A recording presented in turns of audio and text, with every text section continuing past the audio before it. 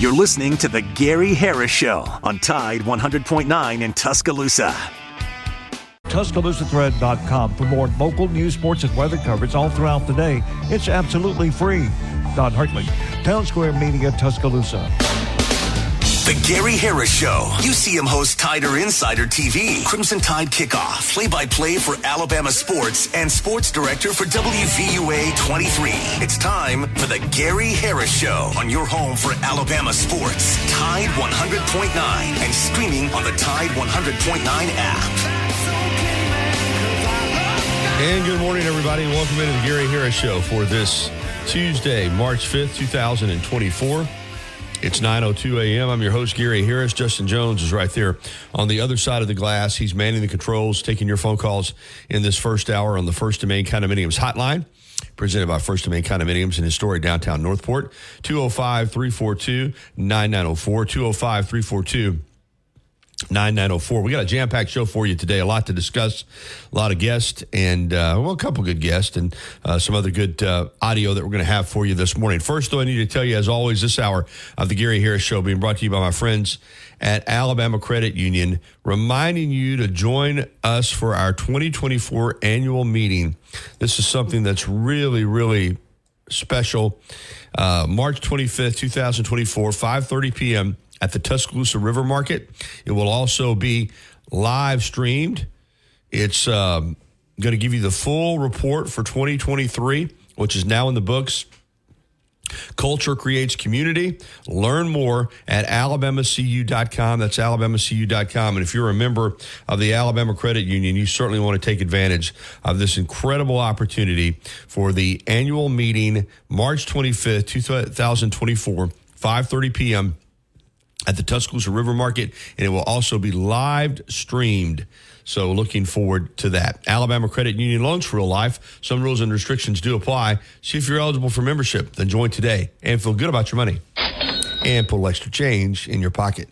All right, our lineup for today at 9:30. We can't wait to visit with Drudy Armand, the Rocket Man from 977 ESPN Radio in Huntsville. Then at 10:30, I told you in my promo for today, we'd have a special Alabama football guest. Randy Ross will be back with us, former Alabama Director of Football Operations, and has coached all over the country, really, and now back living in Tuscaloosa since he retired. And we're going to visit with Randy Ross about the changing landscape of college football, what it was like when Coach Stallings retired and he was on that staff, and what it's like when you go through that, as we will tie that in with Coach Saban's retirement, and also get Coach Ross's thoughts on Kalen DeBoer and what he's doing here with Alabama football. Speaking of Coach DeBoer, of course, practice number 1 of spring yesterday, and he met with the local media following practice over at the Naylor-Stone Media Room inside the Malmore Athletic Complex. And I know that Fowler had it live. He stayed on the air last night to get it on. And I know Whippenberry and Martin Houston have had some clips, but we're going to get to some of those clips as well. Justin's got them all clipped up, so we'll hear from Coach DeBoer throughout the show. And also, Nate Oates meeting with the media yesterday, too, ahead of the matchup tonight down at Florida. And we'll hear from Coach Oates. And really, on the Latrell Wrightsell situation, Justin, it's no different. I mean, it's just it's kind of a day-to-day type situation. Coach Oates said yesterday, this is 4 games now that he's missed with this head injury. And now they're dealing with headaches. He'll shoot some, practice some, and then have a headache. So until he's medically cleared, he's not going to play. Now, why this is odd is because when this was first announced, Justin, if you remember, it almost sounded like a game or two. I mean, when you hear Coach Oates talk, it just didn't sound like he was going to be out for an extended period of time. But it's 4 games and counting now. And let's be clear on this. They miss him. I was at the TV station yesterday pulling some video of him for the update that I ran on the sports last night with a little clip from Coach Oates talking about him, and just watching some of his highlights. Obviously, he's a good shooter. You've watched him, but his stroke is just, he's got one of those effortless shooting motions. I mean, he just flips that wrist, and and the ball comes out soft. And, this has been a setback for Alabama.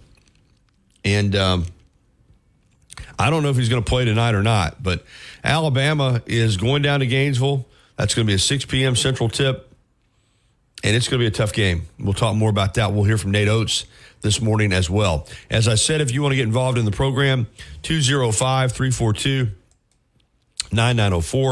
205-342-9904 is the number on the First and Main Condominiums hotline. And when you look at this Alabama football team, spring practice is here. Next week, they will take off, and it'll be spring break. So Nick Saban in the past has had one practice before spring break and then gives everybody off. And this staff is going to do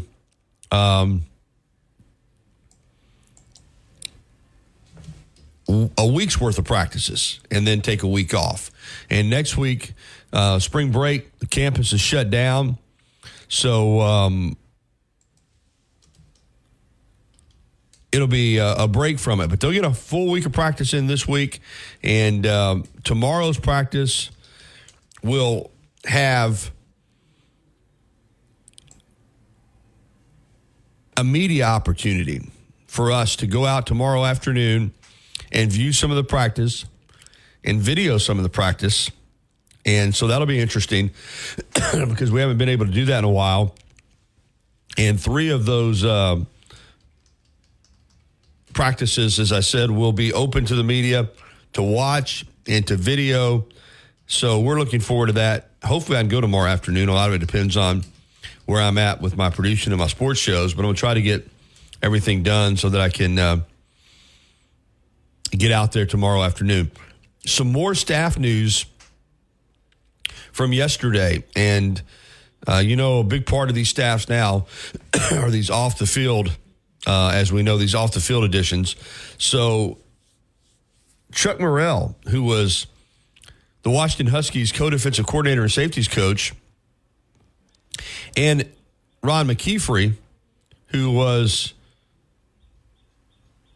the strength and conditioning coach at Washington, are both joining the Alabama staff as special assistants to the head coach. And former Oklahoma analyst Jay Nunez, listed as a special teams analyst for Alabama, will also fill that same off-the-field role. So I think to get a guy like Chuck Morrell, who was a defensive coordinator at Washington, to come here to Alabama for an off-the-field position is pretty impressive, as is the same with Ron McKeefrey, the strength and conditioning coach, who is coming here in an off-the-field situation. So I tell you what we're going to do real quickly, Justin, is I'm going to run down the entire staff as it stands right now for Alabama football. And this is courtesy, because I always like to source my information. I'm getting this from Charlie Potter at On3. He listed the entire staff,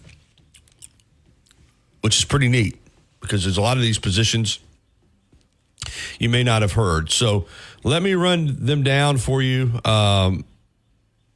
We know the on-the-field coaches. We've been through that. So this is the entire off-the-field staff.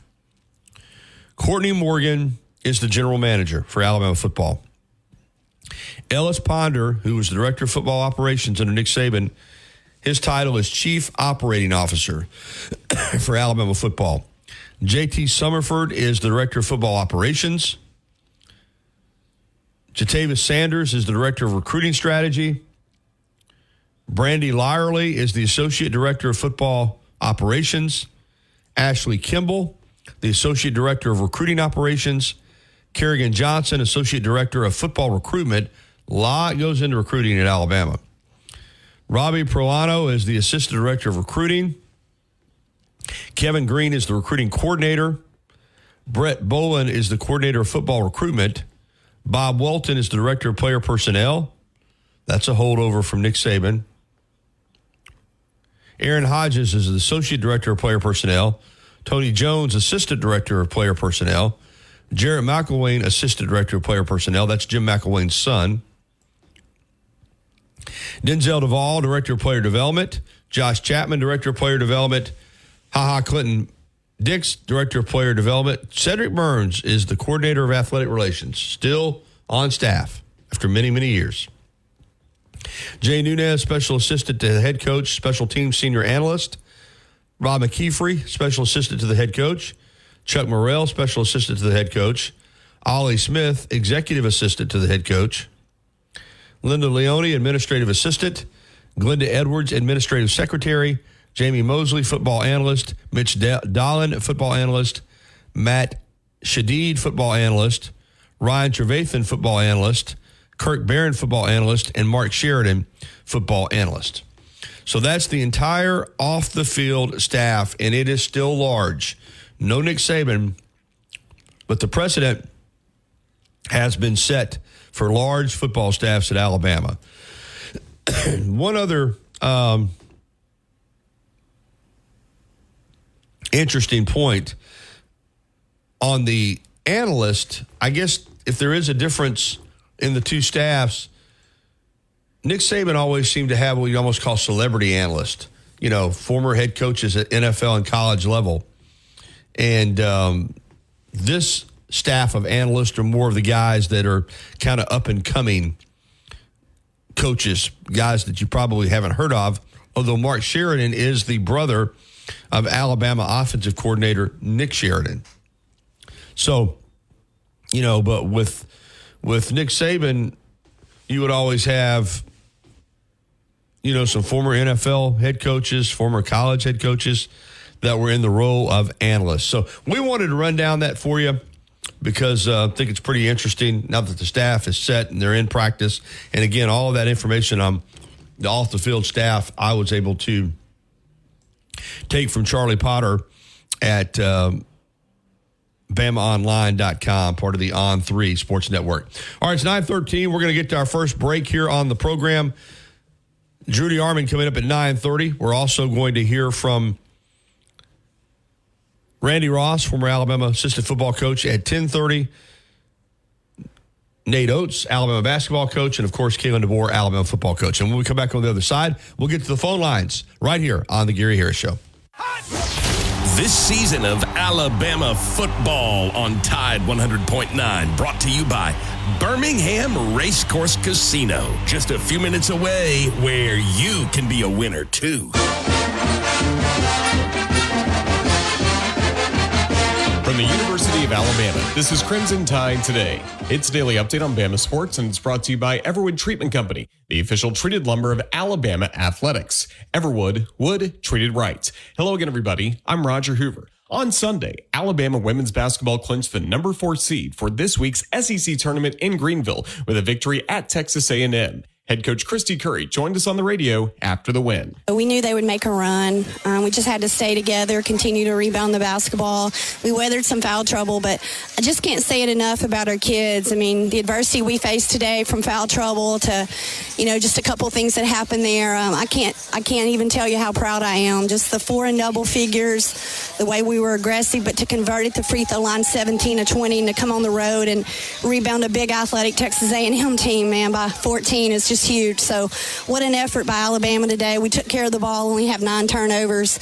I'm really proud of our effort today. SA was unbelievable. We just had to keep her out of foul trouble. So, but I can't say enough. I mean, that kid's a first-team All-SEC to lead Alabama the way she has, to double by. I'll have more in a moment. Producing championship quality lumber is not an easy process, but at Everwood Preserving, it's our only process. Wood treated right. Everwood offers top-notch pressure-treated wood for decks, outdoor structures, commercial jobs, and more that you can build your reputation on. When it comes to quality, we're on the winning team. Visit your local Everwood dealer today and discover the difference for yourself. Everwood Preserving Incorporated, the official lumber of the Alabama Crimson Tide. Join us tonight for Crimson Tide men's basketball at Florida. Tip-off from Gainesville is set for 6 p.m. Central with full radio coverage. Switch suavemente at totalbyverizon.com. Monthly rate when you activate with AutoPay plus taxes and fees. Discount begins the month after you enroll. Additional terms apply. See website for data management practices. Tide 100.9 Tuscaloosa weather. A cloudy sky today with occasional showers, possibly a few thunderstorms, the high around 70. For tonight, showers ending this evening, otherwise mostly cloudy, the low 56. Tomorrow, a mix of sun and clouds with only isolated showers, the high 75. I'm James Spann on the ABC 3340 Weather Center on Tide 100.9. It's 64 degrees in Tuscaloosa. You see him on WVUA 23 covering sports and on Tider Insider TV on Tuesday nights. Don't miss a minute of the Gary Harris Show. Weekdays from 9 to 11 on Tide 100.9.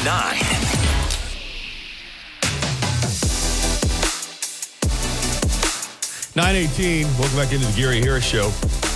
Getting back to the analyst deal with Alabama. Somebody texted me, one of our listeners, Curtis, and wanted to know about Charlie Strong and Derek Dooley. Nope, they're gone. I mean, Ken Wisenhunt, gone. That's what I was talking about. More of a high-profile analyst type lineup when Nick Saban was here than now. But, yeah, because last year you had Charlie Strong on as an analyst, Ken Wisenhunt as an analyst, Derek Dooley as an analyst, all former college or NFL head coaches.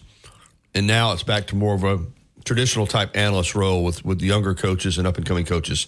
Let's jump out on the First and Main Condominiums hotline and welcome in Tom. Hey, good morning, Tom. Hey, Gary. How are you this morning? Doing well. Thank you.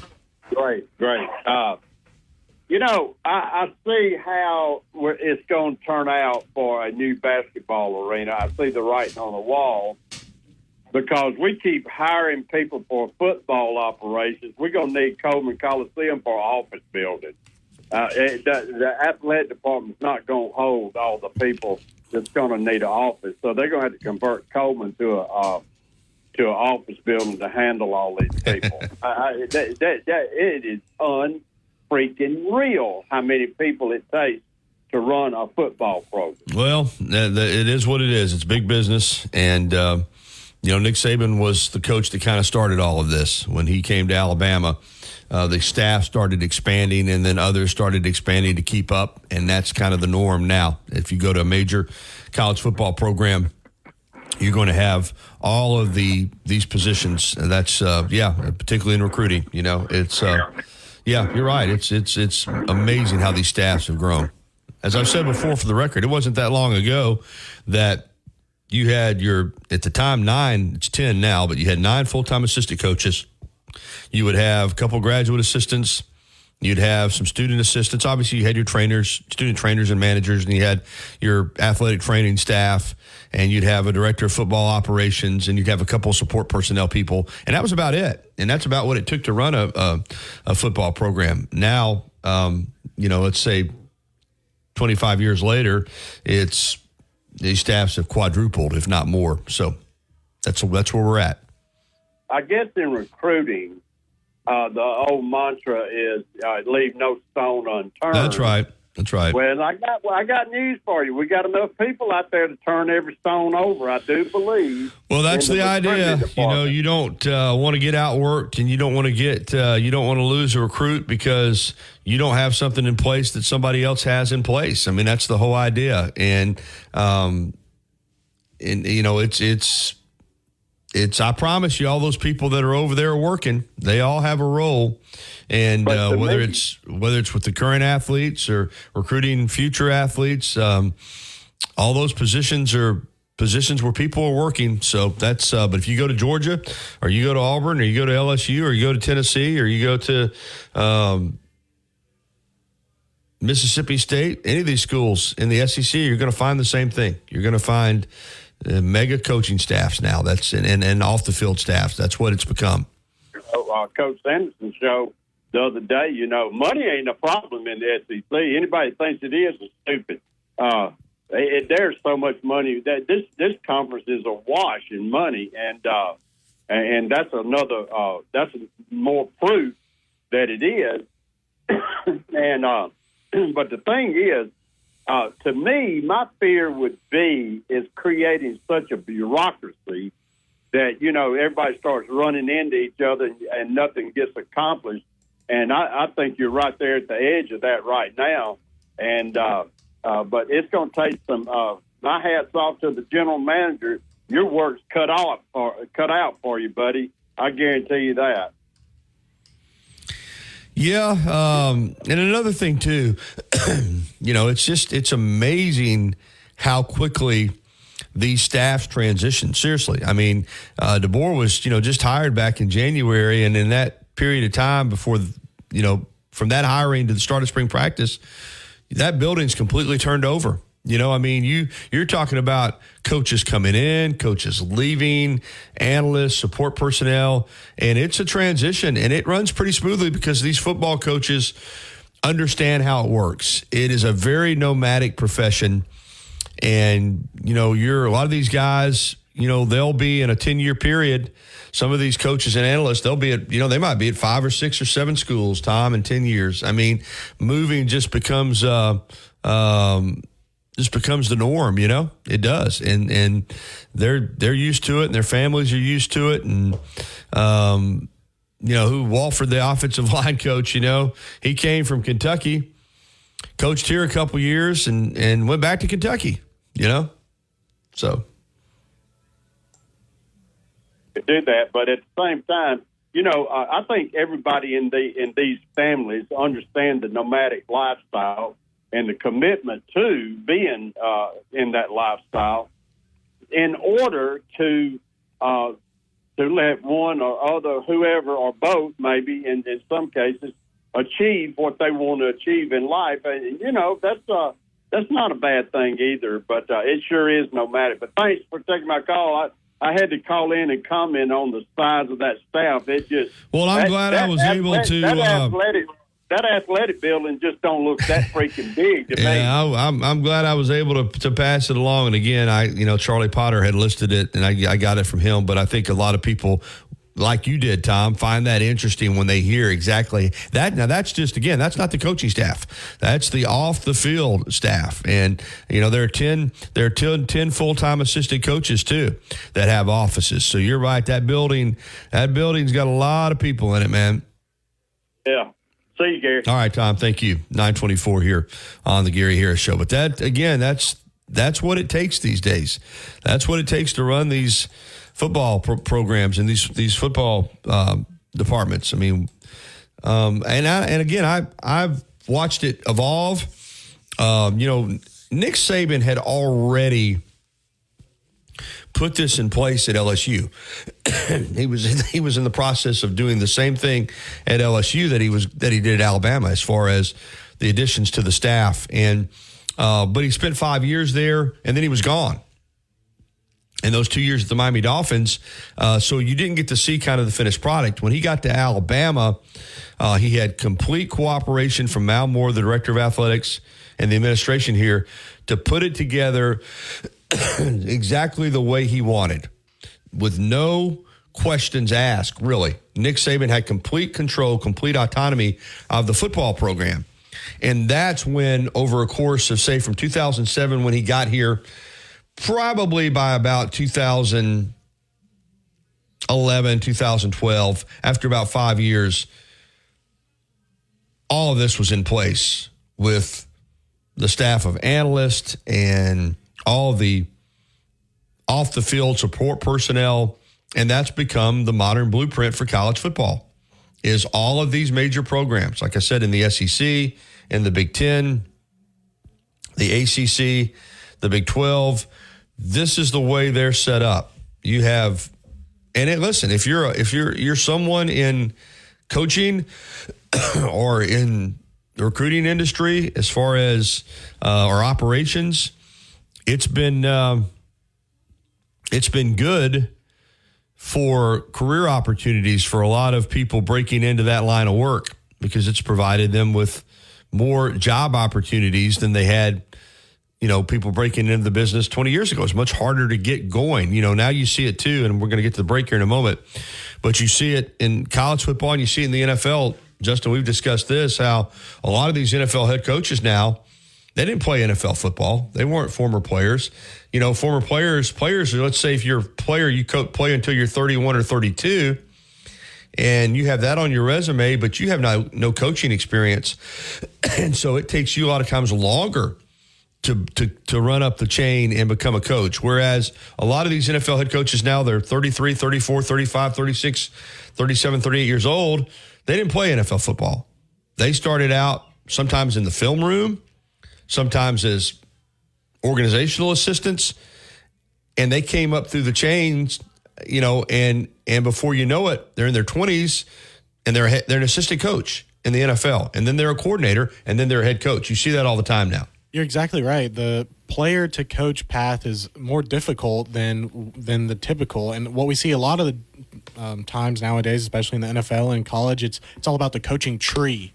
These lifelong coaches, like you said, start off as organizers or assistants, and then they get under a Nick Saban, they get under a Belichick, and then they sprout out. I can't think of what tree exactly, but the Shanahan tree, McVay, those are like the young guys that are kind of killing it in the NFL right now. And they're think about it, Justin, and when football, it's still a relatively new game as far as professional football, and you go back to the 50s, the 60s, even the 70s.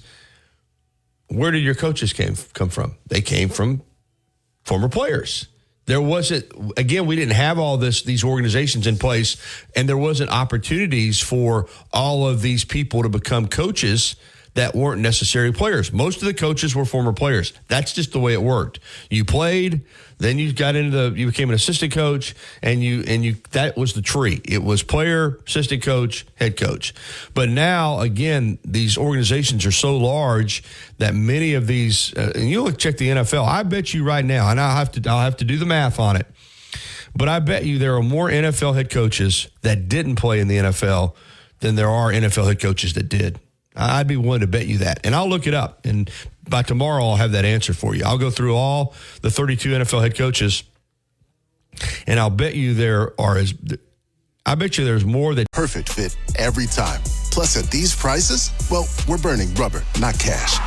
Keep your ride or die alive at ebaymotors.com. Eligible items only. Exclusions apply. As much as Innisfree has evolved, it will always be that place to escape and have a good time. Whether it's for a game day weekend, to reminisce on college days, or to create new memories, if you're looking for a good time, there's only one thing to do. Head to the Free at 1925 University Boulevard. And don't forget about the Lucky Lunch Meat and 3 special. Factors which vary by state. In some states, participation in DriveWise allows Allstate to use your driving data for purposes of rating. While in some states, your rate could increase with high-risk driving. Generally, safer drivers will save with DriveWise. Allstate Fire and Casualty Insurance Company and affiliates, Northbrook, Illinois. If you haven't already, you've got to try Tuscaloosa's unique breakfast, brunch, and lunch concept. Brick and Spoon, downtown Tuscaloosa at Timerson Square. It's fresh food with a Cajun flair featuring a full bar with build-your-own Bloody Marys and mimosas. Open daily, 7 a.m. until 2 p.m. Available for after-hours events, rehearsal dinners, receptions, and birthdays. They offer brunch and lunch catering. Call Brick and Spoon at 205-345-5551 for more information. Since 2011, Billy's Sports Grill, located on Main Avenue in historic downtown Northport, has been serving their legendary signature chicken sandwich, award-winning wings, and handcrafted cocktails.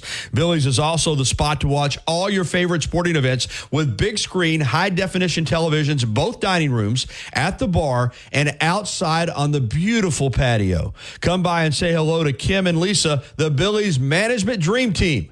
Billy's, good food, good friends, and good time. Never miss a moment of the action. Download the free Tide 100.9 app today. And I think it's gonna be a long, long time. All right, it's time for the Rocket Man, Rudy Armand, 9:33 here on the Gary Harris Show. And Justin and I, real quickly during the break, we're going to get it for you today. I just pulled up the list of 32 NFL current head coaches, and it's not even close. I told you I would have been willing to bet you money that there are more NFL head coaches that didn't play in the league than did. And we'll get to the exact numbers for you, but there are many more NFL head coaches who didn't play than did play. And that's just kind of where the game has gone. All right, let's jump out on the First Main Condominiums hotline and welcome in the Rocket Man, Drew Armand, for his weekly visit. How you doing, Drew?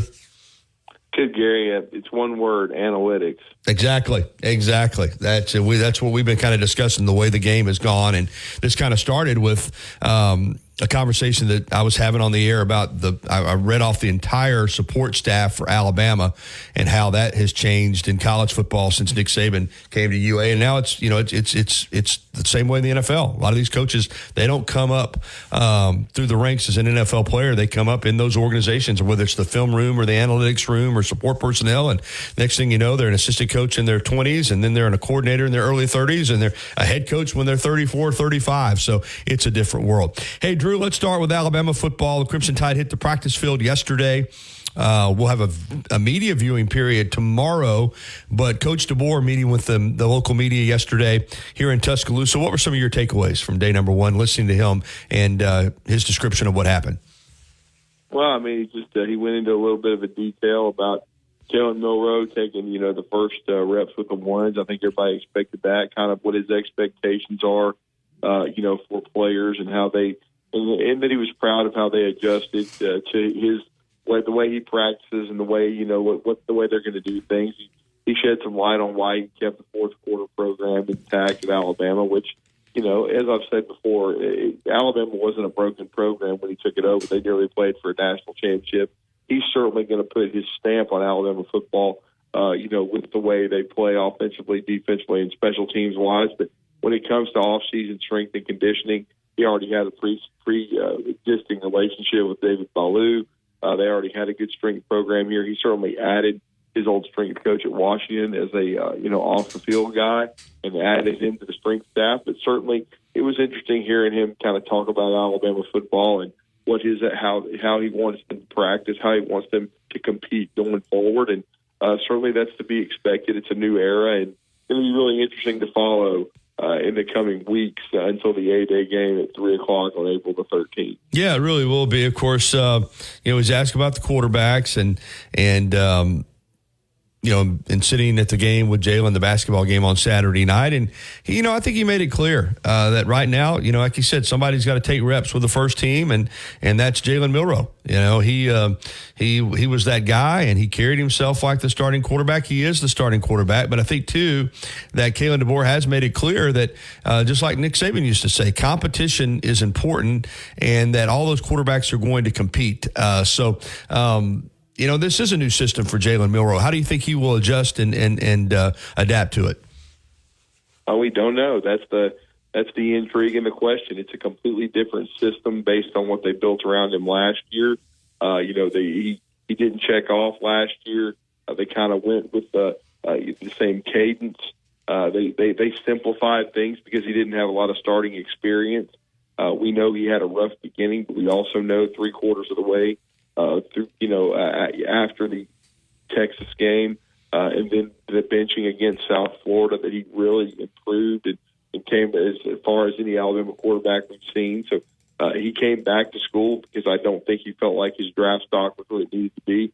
He needed to continue to develop and evolve as a quarterback. And quite frankly, Kalen DeBoer coming in may have been the perfect storm for him if he can, adapt and take the reins of this offense and improve, from the neck up. Because if he can, he has all the physical tools. I mean, he's one of the 2 to 3 fastest guys on the team. He's built like a linebacker. He has great arm strength, throws an outstanding deep ball. He needs to improve on his short to intermediate accuracy, getting the ball out on time, and then just, get more adept at getting rid of the ball quicker and making his reads. If he does that, he can be a professional prospect, and he would be a guy that can make a jump similar to a Jade Daniels, who going into last year was considered a third-day prospect, in my opinion. Certainly wasn't on many Heisman lists at all, and wasn't considered to be the best player in college football, which he turned into. So that jump can be made, and I think that's why he and his family stayed at Alabama. They could have gone to the portal like many other players did when Nick Saban exited, but I think he and his father, I'm sure, studied Kalen DeBoer and what he has done with the quarterback position, and especially Michael Penix, who 2 years ago when he came from Indiana, he was not considered a draftable guy. He was not a Heisman candidate, and we saw, what Kalen DeBoer did. So I'm sure that the path Jalen Milroe and his family probably want to see, and they're hoping that they can follow the same, trajectory that Penix did. And certainly Kalen DeBoer and his coaching staff that he brought from Washington. He brought nearly his entire offensive staff with him. I know Ryan Levinson and Scott Huff moved on, but again, I still think Kalen DeBoer is here, Nick Sheridan is here, and DeMarcus Shepard. So it's going to be the same system, and I think he's excited to see, how he can evolve and become better under this coaching staff. On defense, of course, different system there as well with Kane Womack. You lose Caleb Downs, who I think had he returned, he would have been my vote for the best football player on the team. But he moves on to Ohio State. But Michigan transfer safety Keon Sabb comes in, and DeBoer said in his press conference yesterday that you bring a guy like that in to be an impact player, that he has a great character makeup, is a great football player, a good fit, and that you can tell that he has the it factor. Now, he may not be Caleb Downs, but I think that was a huge pickup in the portal, Drew. Do you agree? Yeah, I mean, it was big. They needed an experienced safety, a guy that won a national championship, started in the playoff. I mean, that's a big get for Alabama. And certainly, I'm not. He's not Caleb Downs. I wouldn't go that far. Me either. But he's certainly a quality football player, and you had to try to replace Caleb Downs probably with more than one guy. And it's big to have Malachi Moore back as well with his experience and his leadership qualities. And he's played a ton of football since his freshman year in 2020, which seems like an eon ago. In Alabama, their last national championship season. But again, I think Sabb was a big get for Alabama. They'll have to make a decision, because I think their secondary is probably one of the bigger question marks coming into Kalen DeBoer's first season because of who you lost to the transfer portal into the NFL with, of course, Kool-Aid McKinstry and Terrion Arnold, Jalen Key, those guys, moving on. So, but again, I do think that Alabama has got a chance to still have a very talented secondary group. That 6-man recruiting class, we had some talent to it with Zay Mincy, who's a 5-star, Xavion Brown, 5-star, Peyton Woodyard, the safety from St. John Bosco. He's a very, very talented young man. Drake Kirkpatrick Jr., I think he's got great bloodlines. He's kind of flying under the radar. And then Jalen Mbakwe. So you've got some good young guys back there. They'll have a chance to compete. And then after the spring is over, if you feel like you need another piece to go along with like a Keon Sabb or a Damani Jackson, you certainly can go out and get it. But so a very intriguing secondary to see how it's rebuilt. And then don't forget, Colin Hitzler, really good young coach who's got a relationship pre-existing with Kane Womack at South Alabama. And then, Mo Lindquist, he's got head coaching experience, NFL experience. It'll be interesting to see how they put that secondary together. Really, all these systems now are multiple. So, again, you look at Kane Womack's principles, and a lot of those were used last year, with Alabama. So it's not as big a change maybe as some people might make it out to be. But I think up front on the defensive line, there are some differences in how they play and the way they structure their defensive linemen. Can you, Drew, I know you study all this very closely. Can you kind of explain for our listeners the biggest difference in, when you run a 4-man defensive front as opposed to an odd front, or 3 defensive linemen and 2 guys standing up? What would be the biggest differences up front on defense with these defensive linemen? Well, I mean, if you're running a 4-man front, most of the time 4-man fronts are more attacking. I mean, if you've seen the 4-3, usually it's more about getting upfield and attacking the offensive line. Many times in a 3-man front, your job is to occupy blockers and to free up the linebackers, because it's a linebacker-based system. But again, a lot of the principles are still a 3-4 principles that Kane Womack's doing. They may ask a little bit different responsibilities out of the defensive line, and some of the outside linebackers are probably going to play more like defensive ends, like a Keon Keeley. So we'll see how they're developed, and they will be coached, those outside backers, by Christian Robinson, who has an extensive SEC experience as a player at Georgia and then as a coach at Florida and Auburn. So he certainly knows the league, the backwards and forwards of the conference. So certainly I think he was a quality addition. And then Kane Womack will coach the inside backers, the one thing that you've got to get used to in college football now is, first of all, you got to get used to the transfer portal. And then you got to get used to the fact that maybe it's NIL. I don't know what it is, but kids are going to wear different jersey numbers. Now you better get you a program so you can study it, because you're going to have guys like Deontay Lawson, who's been a great player for Alabama, in my opinion. He's going from 32 to 0. You got John Marion Latham. This is going to be a big year for him. It's a year that he can make some money for himself, establish himself as an NFL prospect. He's going from 93 to 20. So it's going to be a little bit different. But again, I think schematically, you may see more upfield stuff from the defensive line. And then you saw Freddie Rhodes. I've been critical of him, but, major recruiting flip there, getting Antonio Coleman Jr. to flip back from Auburn to Alabama, the Auburn legacy. That's a big one. You still got to sign the young man, but I think it's a positive sign that recruiting is going well under Coach DeBoer and staff. Drew, let's turn our attention a little bit to the combine and the former Alabama players that are looking to make that next step to the National Football League. And we're just used to seeing a bunch of Bama guys do well at the combine, and that was the case, up in Indianapolis. What did you take away from that?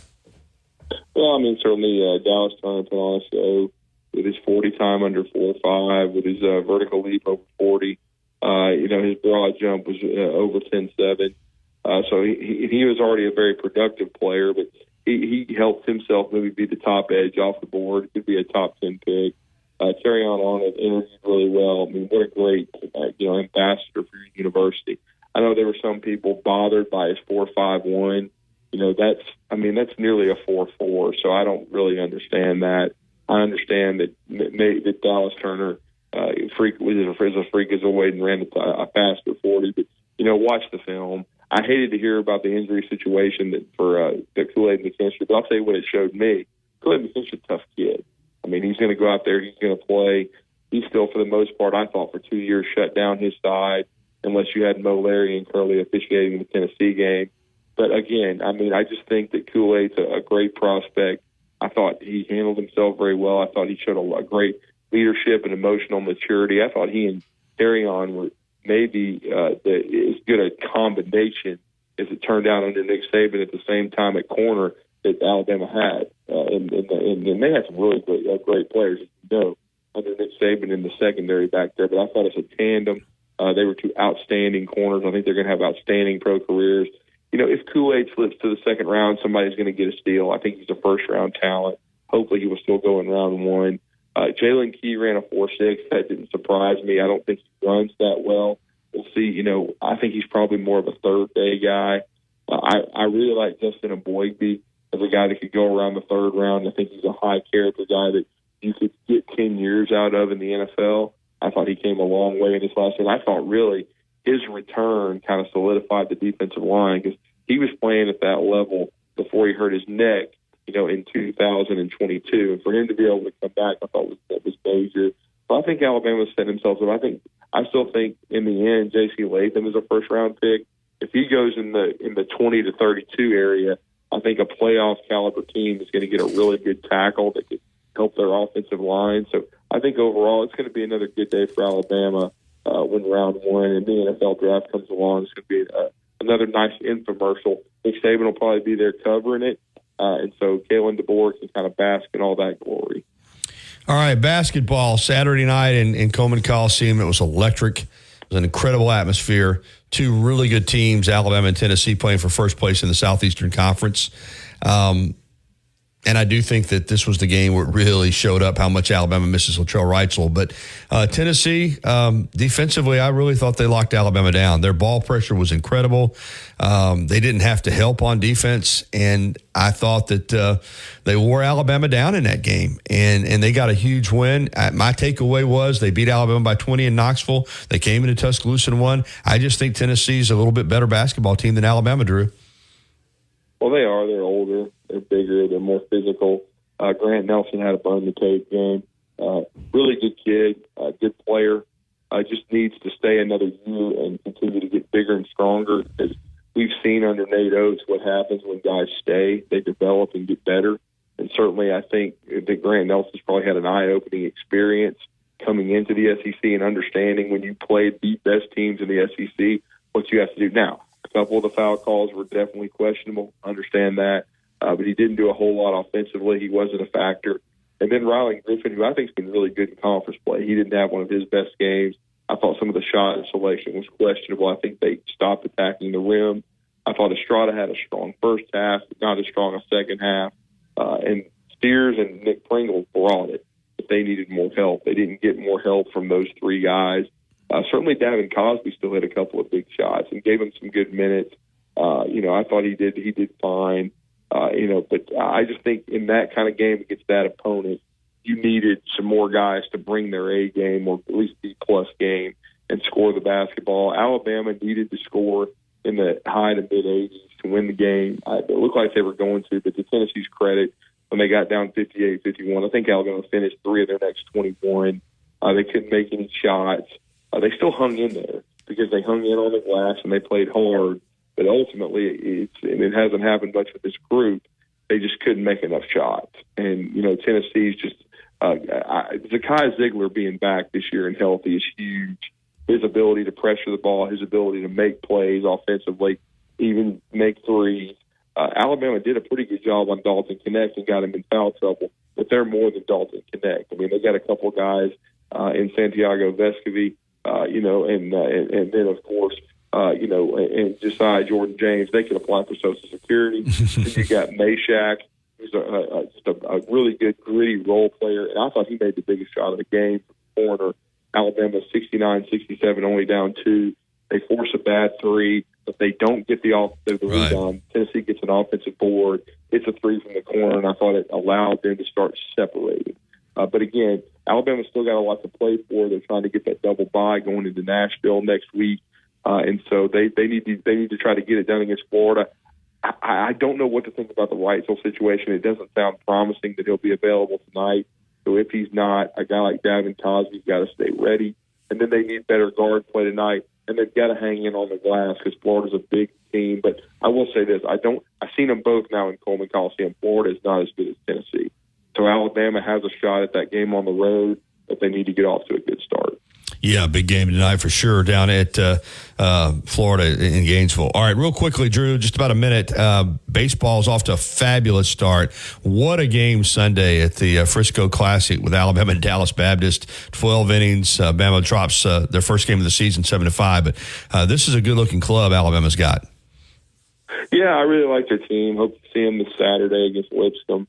I like the lineup. Gage Miller's been really good at the top. T.J. McCants has revitalized himself so far, coming over from Ole Miss. I like Ian Petras. I think he's going to keep getting better. I love the leadership of Evan Slate. I think he's doing a nice job, the Rutgers transfer. The interesting part is the pitching. How is it going to – Ben Hess certainly is the Friday night, number one. But how is the Saturday and Sunday roles going to work out? So far, they've used Aiden Moza. I think he might be better in a relief role. Are they going to give someone another shot? They've certainly been taking a look at a lot of different arms. It hurts to lose Riley Quick. There's no question about that. But I think, the pitching, how the starters kind of play themselves out behind Hess is what I'm looking for. Certainly Alton Davis, they like him on the end of the pen. And this kid, Michael Heiberger, the freshman from Oak Mountain, he's been really, really good so far. And from the left-hand side, and really still been coming out of the bullpen throwing strikes. But I'm more anxious to see how the other two starters kind of play themselves out. Even without Riley, I think they have a lot of depth thanks to the transfer portal. But I love the way they scrap. I love their offensive approach so far. They fell behind 4-0 to Arizona, came back to win 7-6. They led 5-2 against Dallas Baptist, couldn't quite get it done. Some of the situational hitting, well, that's baseball. They just couldn't quite. They had a couple of opportunities to win the game in 9 innings. It didn't happen. But Pierce George throwing 101. That's really interesting coming out of the bullpen. And so far, so good. I mean, 11-1 start. You've got one more series until the SEC starts. And so Alabama's got a big week this week, too. Got a couple of midweek games. I believe it's Jacksonville State and Troy. So anxious to see how Alabama finishes before SEC play. Drew, great stuff, my friend. I appreciate it. Just real quickly, I'm up against the clock. Give them the Twitter or the X account and how they can follow you. Drew D 977 ESPN on the Twitter account, 977 ESPN on our X account for our station, and then all content 977ESPN.com, and of course on our SoundCloud page. And Scott Tyson and I bring you Talking Ball 7 to 9 a.m. Monday through Friday. Always enjoy being on the Gary Harris Show on Tide 109. Appreciate it. Thank you, Drew. And we'll be back to wrap up the Gary Harris Show for hour number 1 right after this. Life doesn't wait for when your finances are in perfect order. It just happens. But no matter what surprises come your way, Alabama Credit Union will be here to help make it affordable with great personal loans, mortgages, and auto loans. They offer an easy application process and fast decisions so you can stay focused on feeling good about whatever life brings your way. Alabama Credit Union will be here to help make it affordable with great personal loans, mortgages, and line at Dell.com/deals. You'll have access to leading edge technology and free shipping on everything. Again, that's Dell.com/deals.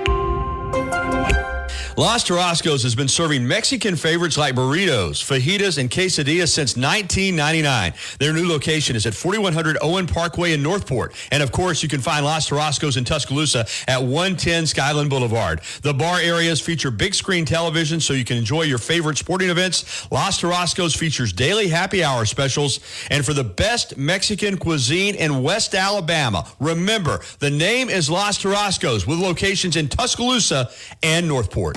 Tide 100.9 Tuscaloosa weather. A cloudy sky today with occasional showers, possibly a few thunderstorms, the high around 70. For tonight, showers ending this evening, otherwise mostly cloudy, the low 56. Tomorrow, a mix of sun and clouds with only isolated showers, the high 75. I'm James Spann on the ABC 3340 Weather Center on Tide 100.9. It's 65 degrees in Tuscaloosa. You're listening to The Gary Harris Show. Every time. Plus, at these prices, well, we're burning rubber, not cash. Keep your ride or die alive at ebaymotors.com. Eligible items only. Exclusions apply. Tuscaloosa's Old Colony Golf Course is an 18-hole championship layout designed by 1976 U.S. Open champion Jerry Pate. Director of Golf John Gray and fitting specialist Bob Montgomery are PGA certified. Mike Shivitz is the head professional and director of the Tuscaloosa Junior Golf Program. Call today to secure better living at First and Main. Visit firstandmaincondos.com or call 205-657-7465. Mention you heard about us on the radio and receive 1 month free rent. WTBC Tuscaloosa and W265CG Tuscaloosa, a Town Square media station. Tide 100.9 and streaming on the Tide 100.9 app. From the Fox Sports Studios in Los Angeles, here's Nick Cope. News in baseball. The Braves said the reigning NL MVP, Ronald Acuna Jr., has avoided a major knee injury and is expected to be ready for opening day. ESPN reports Red Sox starter Lucas Giolito likely has a partially torn UCL in his elbow. He'll likely need surgery and could miss the entire season. And the NFL reports say the Panthers have placed the franchise tag on linebacker Brian Burns. It's worth $24 million for the upcoming season and is fully guaranteed. ESPN reports the Jets are expected to release tight end C.J. Uzomah to save more than $5 million on the cap. Live Golf has withdrawn its application for recognition from the official World Golf Ranking. And Caitlin Clark's record-breaking performance over the weekend drew 3.39 million viewers on Fox, making it the most-watched regular season women's game since '99. Now, this hour's West Alabama real-time news update from the Tuscaloosa Thread Newsroom.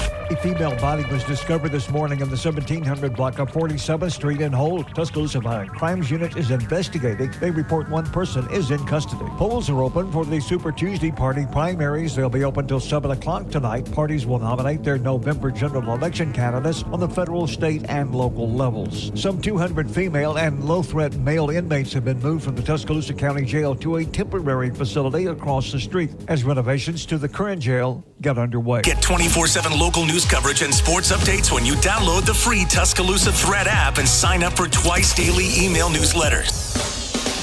The Gary Harris Show. UCM host Tider Insider TV, Crimson Tide Kickoff, play-by-play for Alabama sports, and sports director for WVUA 23.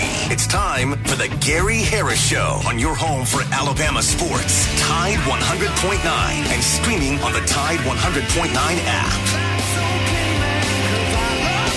Here we go, hour number 2, the Gary Harris Show, right here on Tide 100.9 FM and 1230 AM WTBC. Gary Harris and Justin Jones with you for another hour. This hour, the Gary Harris Show being brought to you as always by Patterson Comer Attorneys at Law. Paul Patterson and Mike Comer, feet on the ground in West Alabama. That is so important for personal injury attorneys, I think. If you're involved in a situation, isn't it nice to have lawyers that are local? You can go to their office, you can sit down with them, not just dealing with someone on a phone call and maybe never even meeting that lawyer. In fact, most of the time, you won't. That's not the case with Paul Patterson and Mike Comer. Paul's in Tuscaloosa at 205-345-1000. Mike is in Northport at 205-759-3939. Patterson Comer Law Firm. The commitment to serve our clients does not stop at the end of the workday. We're available 24 hours a day, 7 days a week. PattersonComerLawFirm.com. No representation is made that the quality of legal services to be performed is greater than the quality of services performed by other lawyers. All right, couple of things here at the top. We were talking about the number of coaches that are coaching the National Football League that never played in the NFL. 32 head coaches currently in the NFL. Only 11 of them actually played in the NFL or were on NFL rosters, and only 8 of those actually played in a game. The 3 that you said were like in a training camp but never played. Yeah, it was Sean Payton was cut in training camp or practice, never played. Of course, Super Bowl winning coach in his own right. Dennis Allen was in training camp, didn't play, as well as Zach Taylor. So those are the 3. So it's easier to become an NFL head coach, clearly, by not playing in the NFL than playing, because 21 of those coaches never played in the NFL. 24 of them never played in a game in the NFL. So that's kind of where we're at now. Coaches that played in the NFL and actually played in a game that are coaching now in the NFL are, I'll go through them because I know those: Dan Campbell, DeMeco Ryans, Doug Peterson, Antonio Pierce, Jim Harbaugh, Jared Mayo,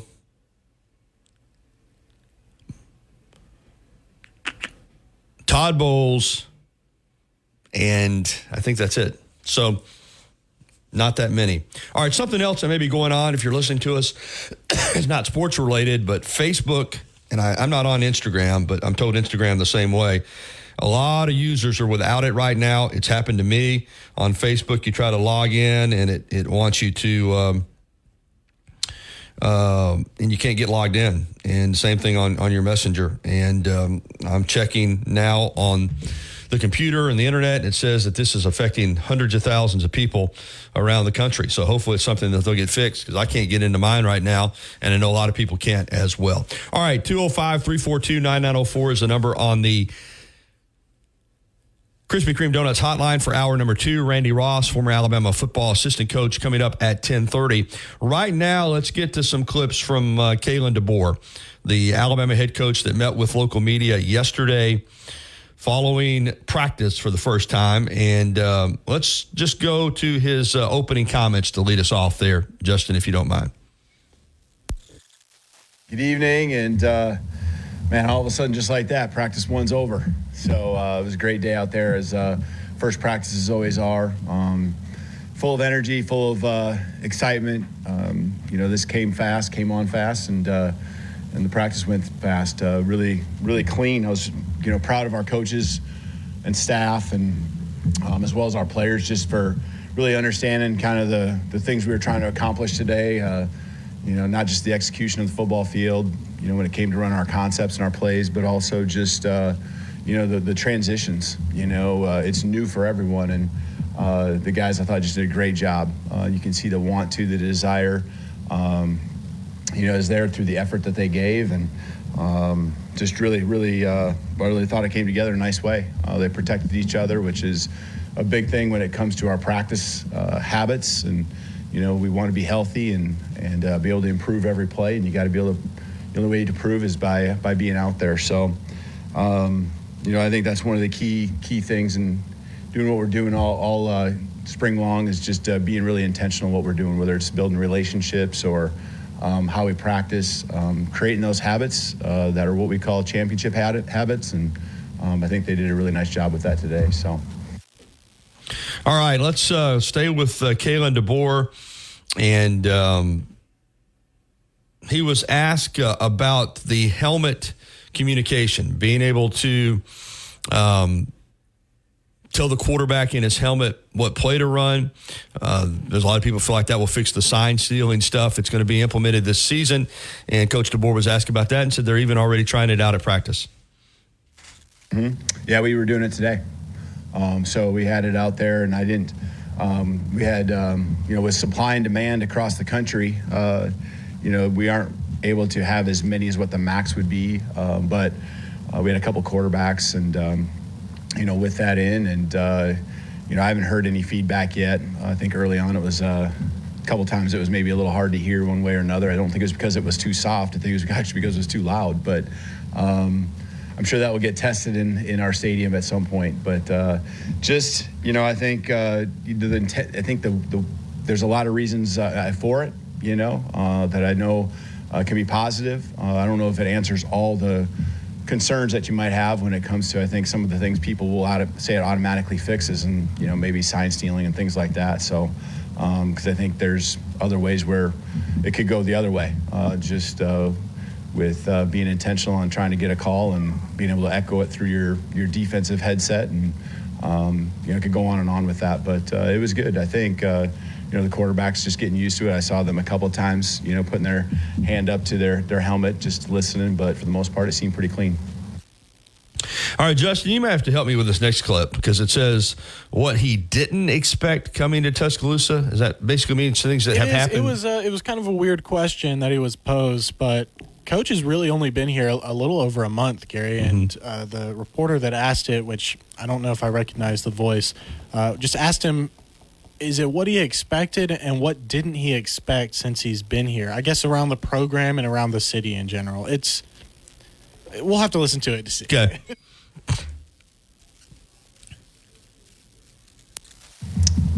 Well, I don't know if it's not that I didn't expect it. The thing I want to give our guys props for is just how open they've been to everything that we've asked them to do. So it doesn't surprise me.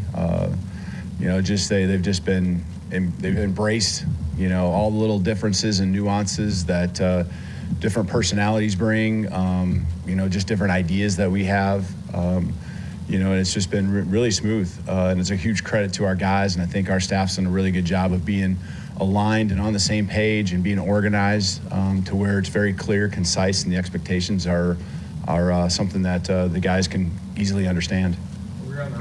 Okay, the fourth quarter program. Now, David Ballou is the strength coach, and he was the strength coach under Saban. So you wouldn't expect a lot to change. Plus, DeBoer worked with David Ballou at Indiana. He was asked, DeBoer was, about if there are any changes to the fourth quarter program. No, we kept it pretty consistent with what it's been. And the guys, you can tell it's something that they really feel strong about. The energy just is there, from the beginning to the end. And I think the key is taking that in the workouts when we're in the early winter months here, and transferring that over to football. And that was the challenge today. We have a period at the end where we gather and we've referred to it. I've done this many years now, refer to it as also the finish or fourth quarter period. And, being able to connect to what they just did the last few weeks with the fourth quarter program, it's transferring it from the indoor and the workouts that they're doing onto the football field. I think that excites them. And, there's been a lot of football games won because of the work that's been put in because of that program. And, they believe in it. And it's going to be important for us this fall for sure. Yeah, I like that. I think the fourth quarter program at Alabama is top notch, and just the continuity there is really cool. All right. Coaches, are new here too, obviously. It's not just players adapting to coaches, but coaches adapting to players and coaches learning as they go. Here's Coach DeBoer on that. Well, I told the players, they're excited to watch their own film now because, when you bring in the concepts, whether it's offense, defense, special teams, the coaching staff brings in your ideas, which usually involve cut-ups that are from the programs you come from. And so I just told the players when we broke down that we get to watch some of their film, which I know they're all excited to do. And, from a coaching standpoint, to me, there's a lot of pieces to our job, but right now it's for us to give them feedback.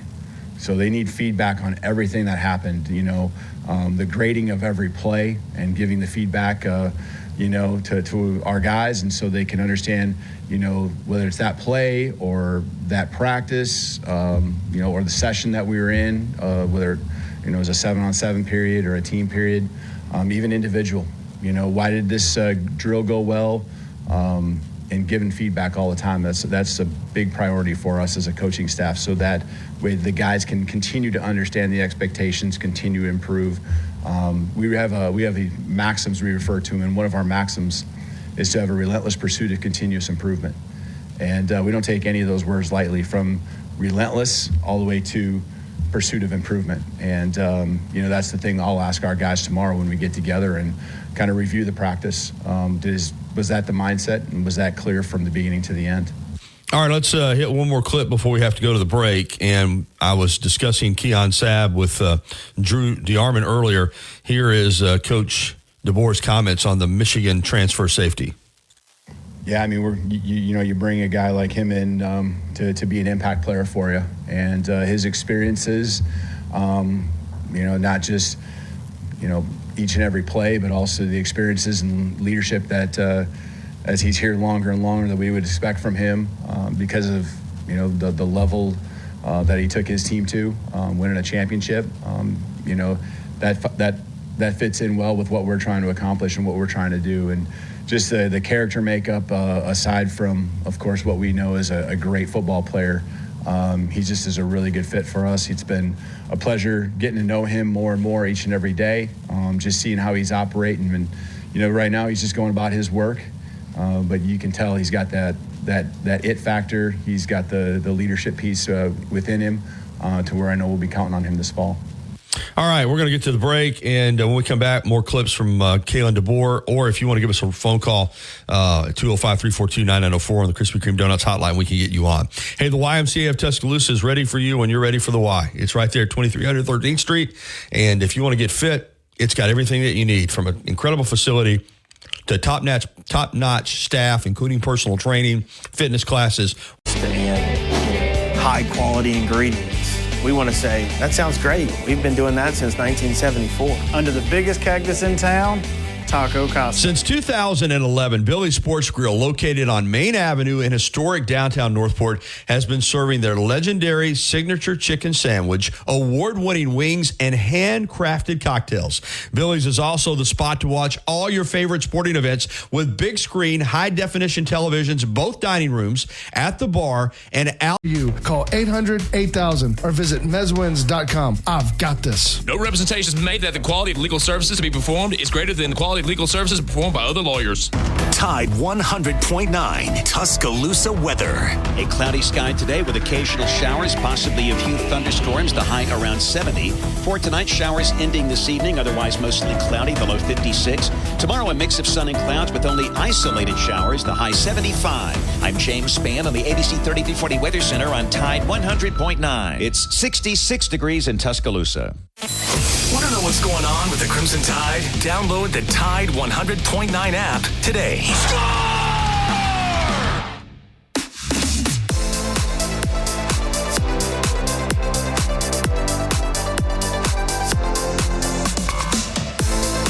All right, 10:18, welcome back into the Gary Harris Show. Prom season's right around the corner, and I've been talking about this now for probably a couple of weeks. You young gentlemen out there want to look your best, T-Town Menswear and T-Town Gallery, University Mall. They can hook you up with a memorable prom outfit, tuxedo, suit, whatever it is, conservative, flashy. They've got it all. Get by and see them. Get ready for the prom at T-Town Menswear and T-Town Gallery in the University Mall. All right, we're going to get back to Kalen DeBoer from yesterday following practice over at the Malmore Athletic Complex, Naylorstone Media Room. He met with the media, and we'll pick back up with the clips. And he mentioned, hang on, Justin, I'm trying to get back into the email that you sent me and get it. There we go. I can blow it up and see it. He mentioned some maxims, that they have in the program.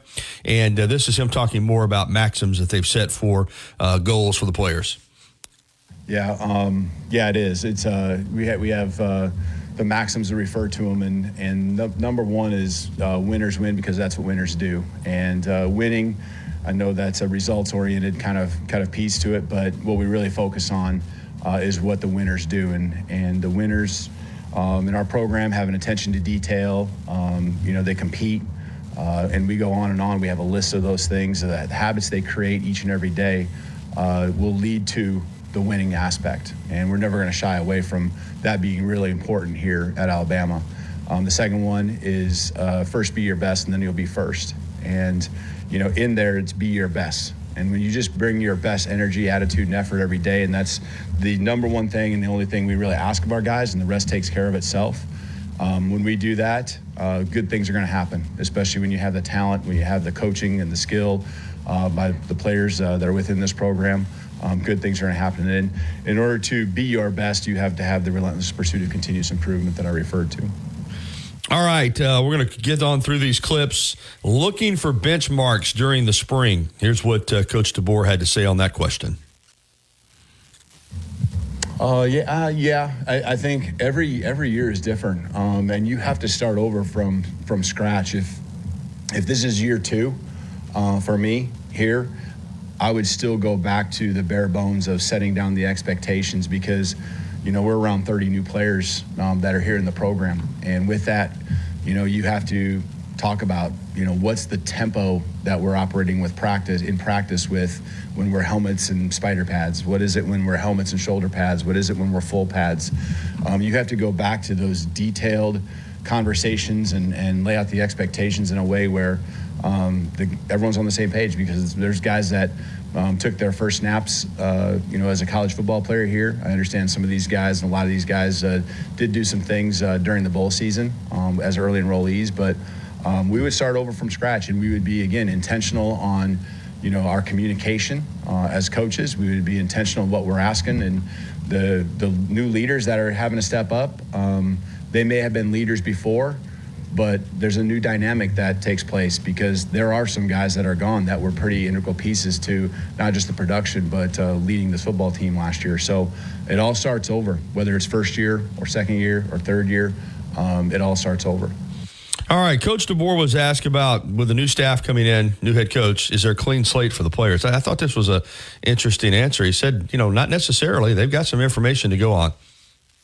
Yeah, I don't know if I've really said it in those terms, but the others, you're gathering information every day, right? I'm getting to know them. They're getting to know myself and the staff. And so, those first impressions, I know were important for those guys as they're out there today competing and going making plays. And, the intensity was high, and I would expect it to be that as they, like you said, have kind of a new slate, and everyone's starting from the same point. All right, let's get to the clip when he was asked about Jalen Milroe and whether he's the guy quarterback. We discussed this with Drew, and sounds like, there's going to be competition, but Kalen DeBoer likes what he's seen from Jalen Milroe. Yeah, you want competition, right? And so the competition is always going to be there. And, someone had to take the first reps today, with the ones when we lined up, and we referred to him as that, and Jalen did, So, he's putting everything into it he can, along with the other guys that took those first reps. But I fully expect those guys that are really hungry to be pushing those guys that are ahead of them to be their best. And that's what you want in a football program. And that's certainly going to be the case here with so many good football players here wanting to get on the football field. Indeed. And he was asked a question about players and coaches, the new coaches interacting with each other. Here's his response. Yeah, I think they really take coaching well. We have specific jobs that we call them, or descriptions of what the coach's jobs and players' job are. And we're very, again, intentional. Said that word a lot, but we talk about the coach's jobs being to teach, critique, and demand. And we really talk about, the critique part and the demanding part, And so when we're pushing a guy and we're asking more out of him, when we're coaching him up, that's a good thing, because that means we care and we see that potential in him, and that's our job. So I think the guys just really see that and could feel it today. And, from a player standpoint, it's to continue to grind and continue to refine what they do and compete each and every play. And the last clip is just how did practice go? Was it smooth? Coach DeBoer was asking about that first practice. Yeah, we talked through the last week a few different times just on where these locations are for each session, and it was actually pretty smooth. The guys had a pretty good feel of where to go, and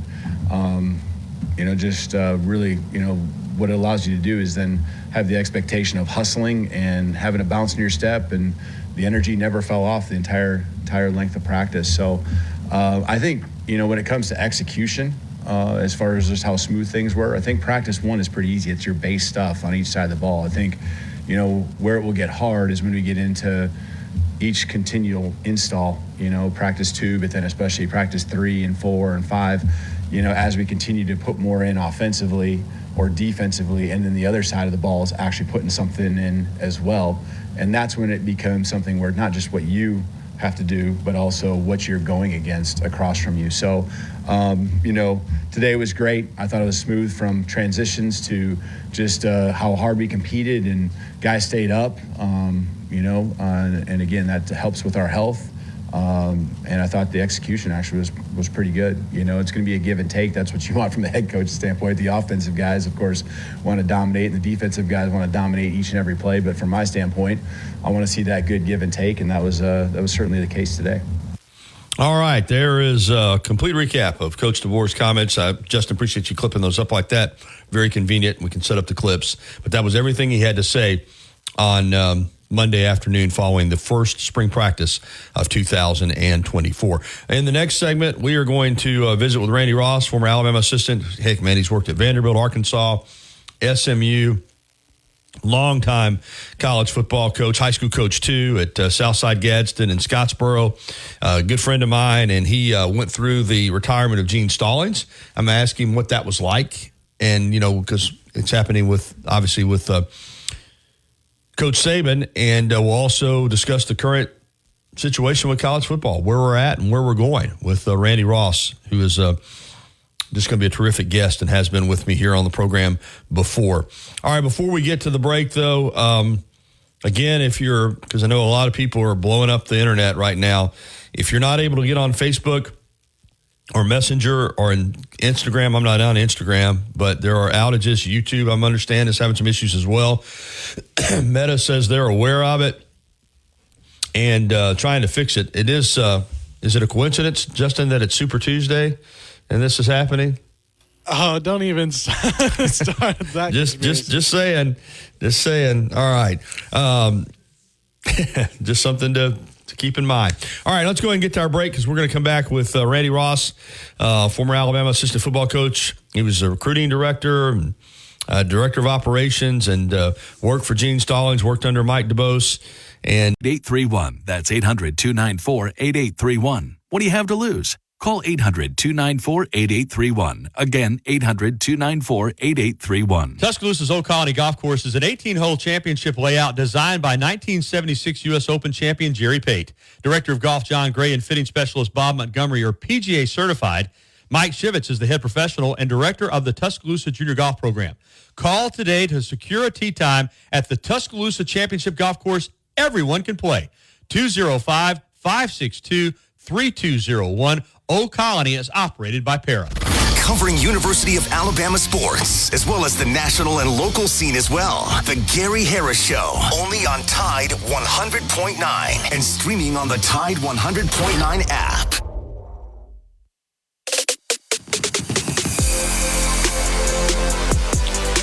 .30, welcome back into the Gary Harris Show. We're going to jump back out on the Krispy Kreme Donuts hotline and welcome my friend Randy Ross.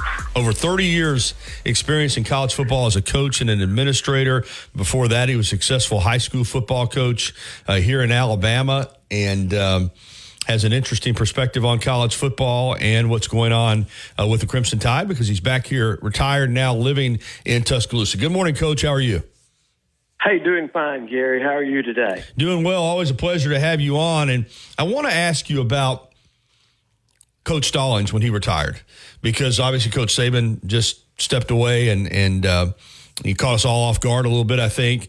And I look back now to Coach Stallings, and he was only 61 at the time. And 7 seasons at Alabama, 70 wins, national championship, SEC title. You were on staff. Did you guys on staff know that after that Iron Bowl in 96, that was going to be his final game. Look back on that and kind of fill us in on how that went down and what that was like, going through that as a staff member when a coach retires. You bet. And, it really did catch us all off guard. And I think probably all these guys were caught off guard at Alabama. And I when Coach Stallings decided to retire, he didn't really tell the staff until we were at Legion Field in Birmingham. And we always had a staff meeting right before we went out to warm up, and we'd go through all of our checkpoints and last-minute things. And he told us right before we went out to warm up, which was kind of a punch in the gut right before the biggest game of the year. And but, he had he just decided to kind of like what you read about Coach Saban. I think he thought about it, and he's told me a couple of times that he totally wasn't sure until right before that staff meeting, because he said he could have gone either way. But he kind of threw it on us, and it was quite a shock. And we went out and won the game, but I think everybody was kind of walking around going, man, can you believe this? And so it was a surprise, just like I know it was for all these guys involved over here at Alabama when Coach Saban decided to retire. Yeah, he did win the Iron Bowl with Kitchens hitting Riddle on a swing pass right there in the final seconds. What a ball game. When you look back, and I know Coach Stallings in that press conference after the game when he announced it, said that it was just time. And but he had been hired by Hootie Ingram, and Bob Backrath had come in, a new AD and new administration. And Coach Ross, could you kind of point to that? I think some things changed for Coach Stallings when there was an administration change, didn't it? Well, it did, and there's no doubt, Gary, in my mind. I mean, I was real close to Coach Stallings. Woody McCorvey and I were kind of a couple of guys he went to a lot of times when we had staff decisions and things, and he would talk to both of us and sometimes get us in a car and ride us around and throw things off of us. Now, he made the final decision, don't get me wrong, but he liked to hear mine and Woody's deal. So, Coach wasn't ready to retire. There's no doubt in my mind about that. And just to be candid and not throwing anybody under the bus, not talking bad about anybody, but he just felt like in his mind he was convinced that they brought Bob Backrath, our AD at that time, who came in to replace Hootie. He kind of had in his mind that was kind of brought in to get rid of him. And that wasn't the case, we don't think, but he got that in his head, and we couldn't get it out of it. And he just felt like that maybe it was time. He didn't want to do anything to damage Alabama football. He loved it. He wanted it to succeed. And I think in his mind, he was just thinking, hey, it's time for me to go. And like you said, he was still young. I mean, he had a lot of good years. As you know Coach Stallings. He's the toughest guy I've ever been around. He was very strong, very good shape at that time. And I talk to him regular. I talk to him once a month and try to, that don't sound like much, but when you do it over a course of a year, you talk to him pretty regular. And I just felt like after he retired that he knew deep down he'd made a decision he probably regretted. And so it was kind of just one of those unfortunate things that he went ahead and did that he got that in his head. And there was several boosters. I won't mention who they are, but they were people that could definitely have done some things to change the course of what was going on at that time. And I visited with several of those guys, and they said, God, if Coach Stallings had just let us know, we could have made sure, this didn't happen. But I think when those things happen, there's always, I don't think any of those guys are ever really ready to do it, but they just feel like at the time it's what's best for the program. Coach Stallings turned 89 over the weekend, still active out there at his ranch in Paris, Texas. Randy, are you surprised? Because like you said, I kind of felt the same way, that he stepped down, but he wasn't ready to quit coaching. Why do you think he didn't coach again? Just not the right opportunity? I mean, I felt like I remember I was not in Alabama at the time. I was working in another state, but I was still following it. And I remember a year or two after he retired, you'd hear his name come up with some jobs, and you'd see an interview, and he'd say, yeah, I'd still like to coach. Why do you think it didn't happen for him after the Alabama job? Well, he's kind of old school. One of the things that he always said was he prided himself in the fact that he never broke a contract. And really, when Coach Bryant retired, he was kind of Coach Bryant's choice.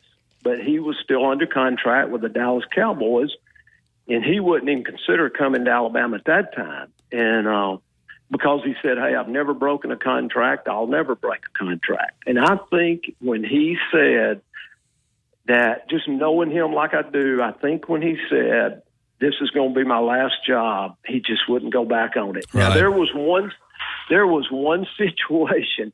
I was about to get my 25 years in Alabama because I'd had those years in high school plus 17 or the years that I'd had at Alabama. And so I was getting close to 25 years, and he did call me, and he said, I'm thinking about taking the Baylor job. They were trying to get him to take the Baylor job, and he said, I'm going to send a plane to get you here in the next couple of days. He didn't ask me if I wanted to go to work for him. He said, I'm going to send a plane to get you. He just assumed I was going to go to work for him. And so anyway, he said, I'm going to send a plane after you, and we're going to take this job and go out here and try to turn it around and all that. That was on a Friday, and I don't know what happened, but something happened over the weekend. He called me back on Sunday and said, hey, don't resign or anything like that because I'm decided I'm not going to take the job. That's the only other job that I know some people called him, but he was really serious about Baylor. And, it was there in Waco, right, which was, only like 3.5 hours from Paris where his farm and ranch is. But that was the one job that he truly, I thought he was going to take it. And so I didn't tell him I wasn't getting on that plane. I knew him too well. I got off the phone. I told my wife, I said, you're not going to believe this. I said, Coach Stallings just called me and said, hey, they're sending a plane after me from Waco, and we're going to get out there. And he said, we got to get started recruiting. He said, so get all your stuff together. And again, he never asked me, are you going to take the job? He told me I was going to take it. Well, my wife will tell you today, had he sent the plane, I would have got on it. Oh, yeah. And so, because I couldn't tell him no, he gave me the opportunity to coach here. But that's the only other job, going back to answering your question, that I know of that he definitely, I know he got some people talk to him, but I think it all just boiled down to the fact he said Alabama's going to be my last job. And I think he's just one of those that kind of has his word, and it was unfortunate that he didn't get to stay 4 or 5 more years here. Yeah, I always kind of felt that way too. You've been through this. I said earlier in my show, coaching is a nomadic profession, and coaches understand it comes with the territory. But what's that like? And of course, you were able to stay on at Alabama at the time, but one day you're working for a coach, you got a job, like you said, and the next day you don't. And we saw it here with Coach Saban retiring, and coaches are coming in, coaches are leaving. Coaches are clearing out offices, coaches getting ready to move into office. Is that kind of awkward when you go through a coaching transition like that? Well, it is. Even though in that profession it's going to happen, you never kind of prepare for it. I don't think. I think in your mind, unconsciously, you try to look tomorrow and the next week and the next month and the next season, and you don't think about it. I went through some odd deals, like you said. Obviously, Franchione here was a really strange deal where he left in the middle of the night, didn't give anybody any indication. I was with Chad Morris at Arkansas, and we're into his 20th game. We're not even into the second full season. We're at the end of the second season, and I'm sitting at home Sunday morning getting ready to go to work, and Chad called me and said, hey, I just got fired. And you're sitting there going, wow. And then, of course, Mike Shula called me at 11 o'clock at night after he had gotten let go. And so everybody kind of, Gary, they're just in a little bit of shock, but at the same time, I think you just know it's part of the territory. And when you take a job that it's sometimes very fragile. And so you're kind of prepared for it, but you're never really prepared to hear those words. And, it's always an unfortunate thing because, like, when we left SMU, for an example, to go to Arkansas, we took 23 families from Dallas to Fayetteville, Arkansas. So a lot of people had just basically gotten in their home and got moved. And, we're not even into 2 full years. Mm-hmm. And we got people who just financed homes. We had a guy on our staff there that was his 3rd house. He owned 3 homes. Now he's getting let go at Arkansas, and he's possibly fixing to move to another job and have 4 homes. Mm-hmm. And so it makes it, all those things you feel for especially the young people. But tell you a quick story. We walked into the staff room when we got to Arkansas. They had, I think it was at that time, they had about 44 people on the staff, counting everybody. I'm meeting with them in the staff meeting, and I did a thing every Thursday morning called staff development. Went over I was the oldest guy in there. I couldn't believe that. It's still hard for me to believe I was ever the oldest on staff, when you're youngest at one time. But anyway, I would meet with them and talk about staff development. And so I asked them, when Chad got fired, we were up to 57 people in my meeting. And I said, how many people in this room was here when we took the job 2 years ago? 4 people raised their hand. So I said, well, okay, I want you to look around, because here in about a month, there's going to be about 4 of you 57 left in this room. The rest of you are going to be somewhere else. So I was trying to prepare them on how to, what to think, what to do, how to go about it, help them a little bit. And lo and behold, I never thought about it, but exactly 4 people out of that 57 got kept by Sam Pittman.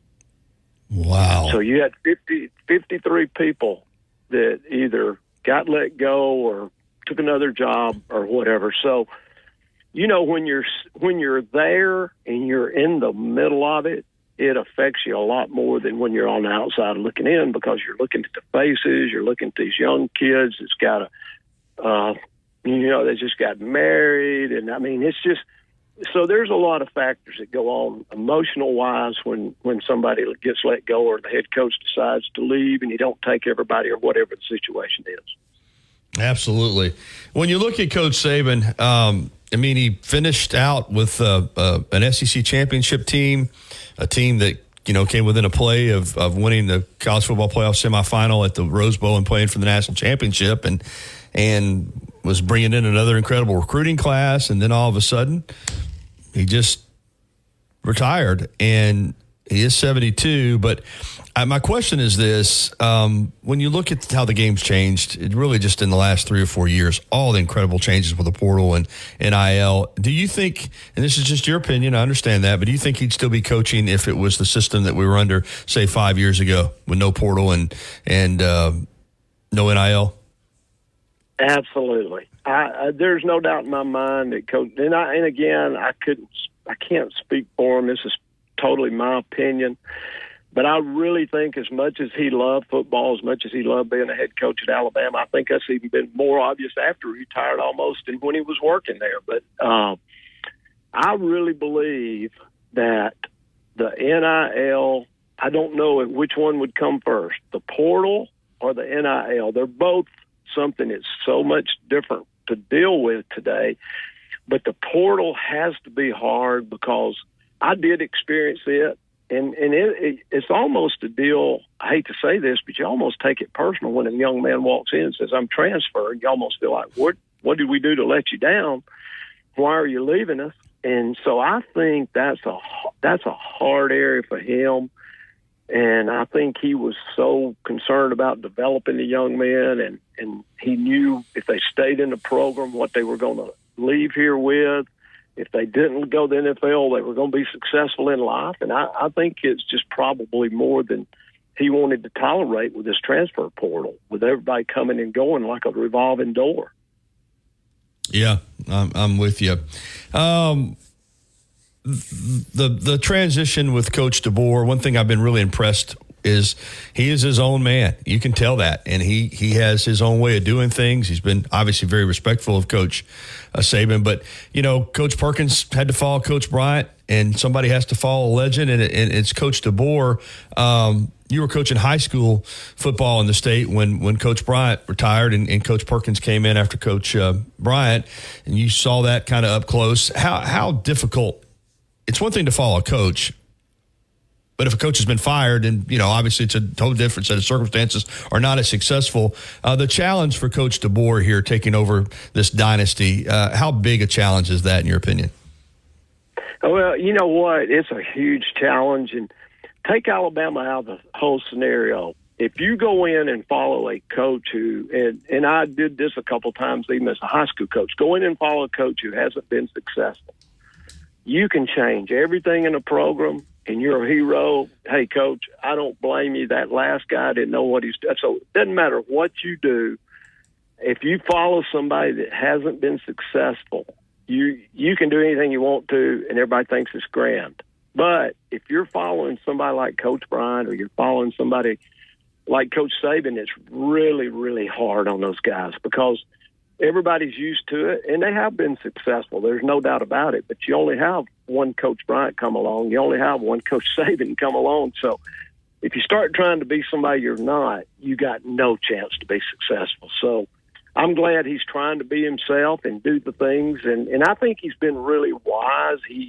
I think probably the difference, Gary, was when Coach Perkins came in. I think he probably could have made some changes that Coach Bryant did, just don't advertise it. Just the taking down the tower was a terrible mistake. All those kind of things. And I thought at the time, Lord of mercy, I was in there with him, man. I was like, hey, I've been trying to pattern my high school program after Alabama. What are you doing? But anyway, that's just human nature. And we've all got that side.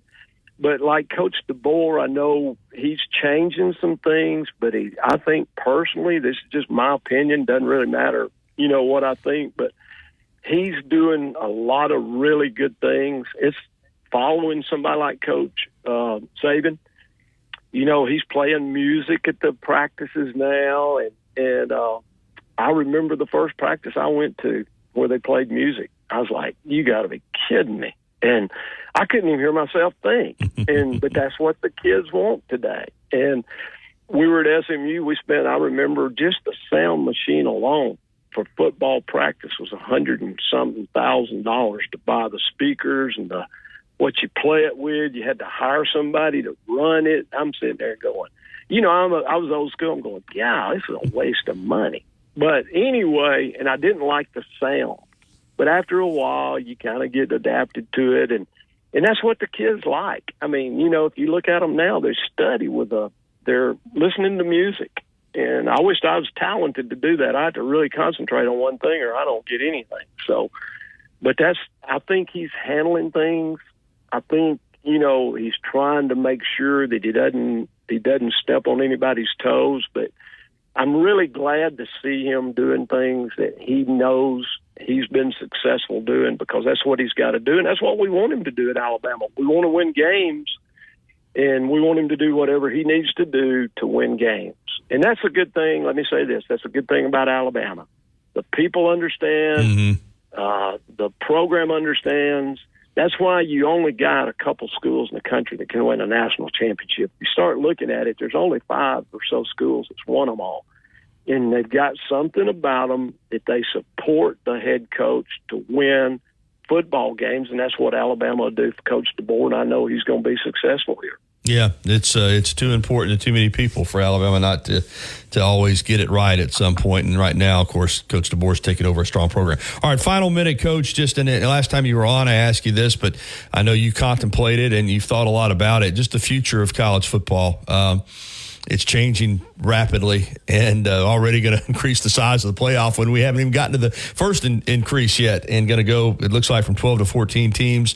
I constantly have people saying we got to do something, and I always just ask the question, well, who's going to do what? Who's going to do it, and what are they going to do? Right now, it's moving forward. The Supreme Court, not Supreme Court, but the federal judge in Tennessee ruling that basically you can now pay high school players however much you want to. We're going down a slippery slope. What do you think it's going to look like even a year from now? Well, I never dreamed it'd go this fast, to be honest with you, Gary. It's in the last couple of years, it's just speeded up so much, and I think we're still going to see that.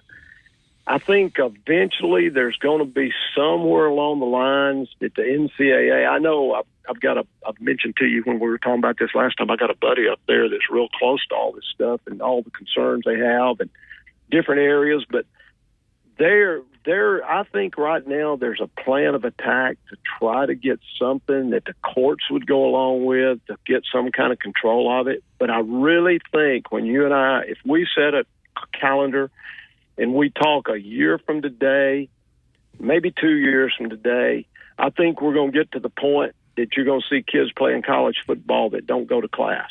I think that they're going to allow you if you got a degree or whatever, you don't have to continue to take a couple of courses and all that. So I think that's a thing that's going to happen. But I don't think right now that they have an answer of how they're going to get it. And you said it right, the courts. They tried to bring something up, as you know, a couple of weeks ago, and the Department of Justice sued them before they even got it on paper.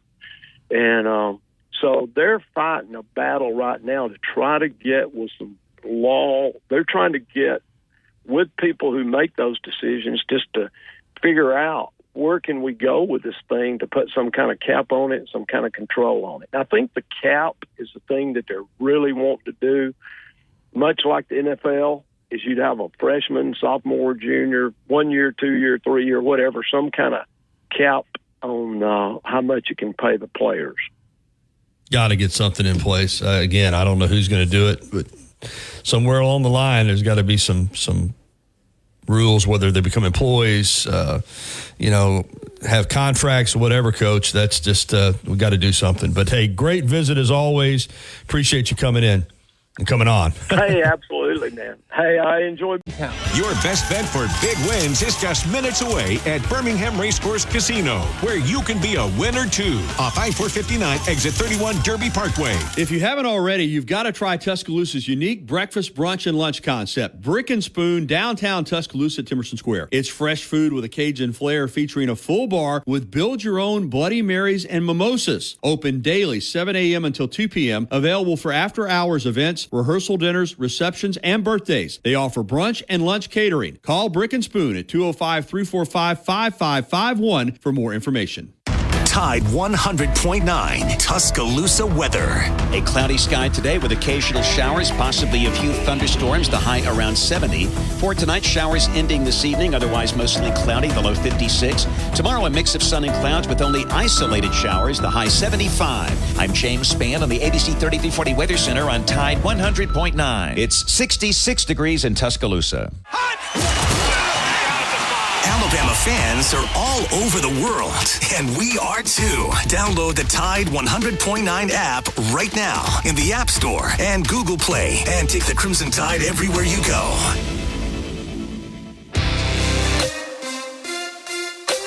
All right, 10:56. Time flies when you're having fun, and we're through another edition of the Gary Harris Show. I want to thank Randy Ross and also Judy Arman for their guest appearances today. We did not get to the Nate Oates audio, but we did get to play the clips from Kalen DeBoer.